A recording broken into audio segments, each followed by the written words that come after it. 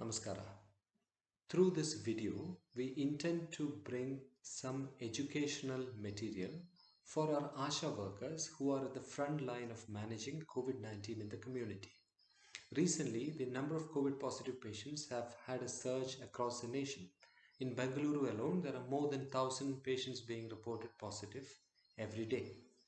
So when you go up to a household with a COVID patient, we are discussing how to keep yourself safe, how to monitor these patients, and whom to refer along to the hospitals. Regarding keeping ourselves safe, we all know that personal protective equipment play a vital role. I'm going to hand over to Dr. Gautami to explain to you what kind of personal protective equipments are there and how to use them. ಎಲ್ಲದಕ್ಕಿಂತ ಮುಖ್ಯವಾಗಿ PPE personal protective equipments ಅದರಲ್ಲಿ ನೈಟ್ರಲ್ glove ಎರಡೂ ಕೈಗೆ ಎಲ್ಲ ಸಮಯದಲ್ಲೂ glove ಧರಿಸಬೇಕು. N95 mask ಇದು ಅತ್ಯಂತ ಪರಿಣಾಮಕಾರಿಯಾಗಿ ವೈರಸ್ನಿಂದ ಸಂರಕ್ಷಣೆ ನೀಡುತ್ತದೆ. N95 ಮಾಸ್ಕ್ ಇಲ್ಲದ ಸಂದರ್ಭದಲ್ಲಿ 2 ಸರ್ಜಿಕಲ್ ಮಾಸ್ಕ್ ಒಂದರ ಮೇಲೆ ಒಂದು ಹಾಕ್ಕೊಳ್ಬೇಕಾಗುತ್ತೆ.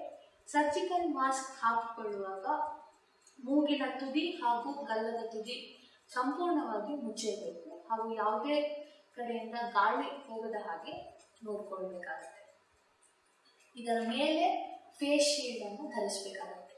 PPE ಕವರ್ ಆಲ್ ಇದ್ದರೆ ಧರಿಸಬಹುದು, ಇಲ್ಲದಿದ್ದರೆ ಈ 3 ಸಲಕರಣೆಗಳನ್ನು ಖಂಡಿತವಾಗಿ ಧರಿಸಬೇಕಾಗುತ್ತೆ. ಎಲ್ಲ ಸಮಯದಲ್ಲಿ ಸ್ಯಾನಿಟೈಸರ್ ನಮ್ಮ ಬಳಿ ಇಟ್ಕೊಳ್ಬೇಕು. ಮನೆ ಭೇಟಿ ಮಾಡೋದಕ್ಕಿಂತ ಮುಂಚೆ, ರೋಗಿಯನ್ನು ಪರೀಕ್ಷೆ ಮಾಡೋದಕ್ಕಿಂತ ಮುಂಚೆ ಹಾಗೂ ಪರೀಕ್ಷೆ ಮಾಡಿದ ನಂತರ ಹಾಗೂ ಸರ್ವೆ ಭರ್ತಿ ಮಾಡಿದಾಗ ಪೆನ್ನನ್ನು ಹಾಗೂ ಕೈಯನ್ನು ಹಾಗೂ ಮನೆಯಿಂದ ಹೊರಗಡೆ ಬಂದ ತಕ್ಷಣ ಒಮ್ಮೆ ಕೈಯನ್ನು ಸಂಪೂರ್ಣವಾಗಿ ಸ್ಯಾನಿಟೈಸರ್ನಿಂದ ಸ್ವಚ್ಛ ಮಾಡಿಕೊಳ್ಬೇಕಾಗತ್ತೆ. ಮನೆ ಭೇಟಿ ಮಾಡೋದಕ್ಕಿಂತ ಮುಂಚೆ ನಮ್ಮ ಬಳಿ thermometer, infrared thermometer, pulse oximeter, ರೋಗಿಯ ಆಕ್ಸಿಜನ್ ಮಟ್ಟ ತಿಳಿದುಕೊಳ್ಳಲು ಪಲ್ಸ್ ಆಕ್ಸಿಮೀಟರ್ ಹಾಗೂ ಸಕ್ಕರೆ ಅಂಶ ತಿಳಿಯಲು ಗ್ಲೂಕೋಮೀಟರ್ ಹಾಗೂ BP ಮಷೀನ್, ಈ 4 ಸಲಕರಣೆಗಳು ಎಲ್ಲ ಮನೆ ಭೇಟಿ ಸಂದರ್ಭದಲ್ಲಿ ನಮ್ಮ ಬಳಿ ಇರಬೇಕಾಗುತ್ತೆ. ಒಮ್ಮೆ ಅವು ಕೆಲಸ ಮಾಡ್ತಿದಾವ ಇಲ್ವಾ ಅನ್ನೋದು ಬ್ಯಾಟ್ರಿ ಎಲ್ಲವನ್ನು ಸಹ ನಾವು ನೋಡ್ಕೊಳ್ಬೇಕಾಗುತ್ತೆ. Welcome back.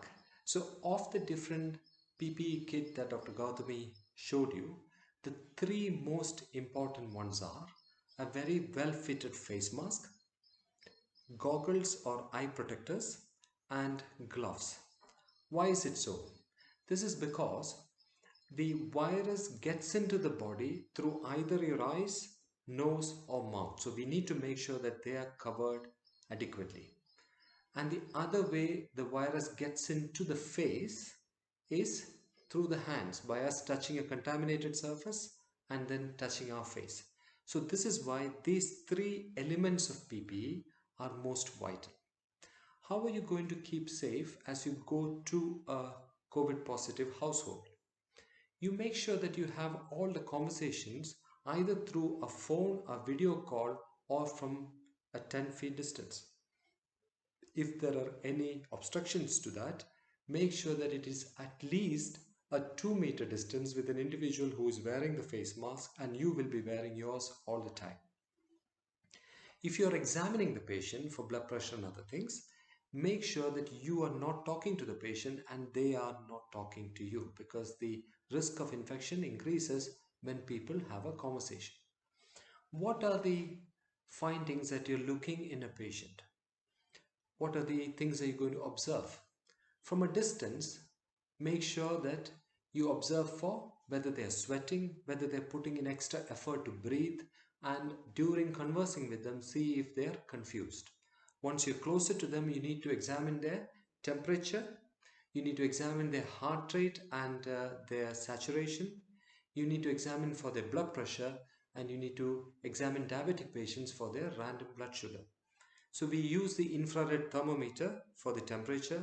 We are introducing something called an oximeter to measure the saturation of the patient. It goes on the finger. Make sure the fingernails don't have any cutex or any nail paint on them.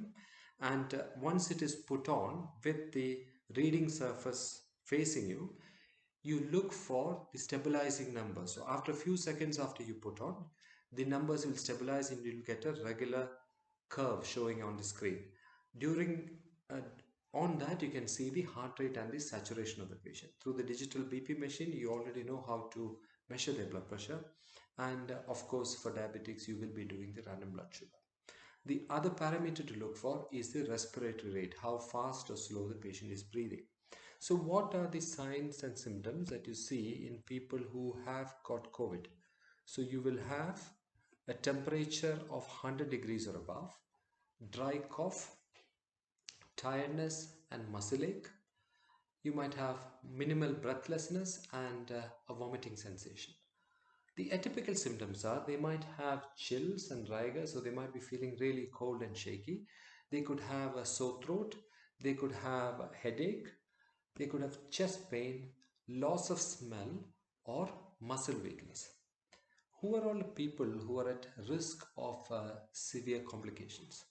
So these are people who have got an underlying problem, and the problems are heart disease, chest disease or lung disease like COPD, people who are very overweight or obese, people who have got diabetes, people with kidney problems, and people with sickle cell disease or a weakened immune system. So those who are taking regular steroids or taking chemotherapy for cancer, or people whose immune system are affected for whatever reason, these people are at a higher risk of getting complications from this illness. And what kind of advice would you give to patients who are at home and their family? You need to tell them that they need to keep a 2 meter distance from their family and friends all the time. They need to wear the mask all the time and try and recycle the mask every 24 hours. And also, if they feel that they are getting more unwell, to call the ambulance anytime. So give them the number 108 and advise them to call the ambulance anytime. If they are coughing, ask them to use the coughing etiquette, that is to cough into the elbow, not to cough out onto people's faces. What are all the danger signs and when do they need to go to hospital? So people whose difficulty in breathing is increasing a lot, people whose temperature is more than 100.4 degrees Fahrenheit for more than 24 hours, when the saturation drops below 94%, if the heart rate is above 100 or below 60, if the respiratory rate is more than 24, if they're having severe persistent chest pain or severe abdominal pain and distension, if they have weakness or numbness of their face or their hands and legs, if they've got a new onset confusion, or if they're decreased in responsiveness, or if they get slurred speech or seizures or fits. So these are all the danger signs. If any of them are there, they need to be going to hospital straight away. These are difficult times and you're doing excellent work in keeping our communities safe. We hope that this video has helped you in managing our patients better. Thank you so much. Bye.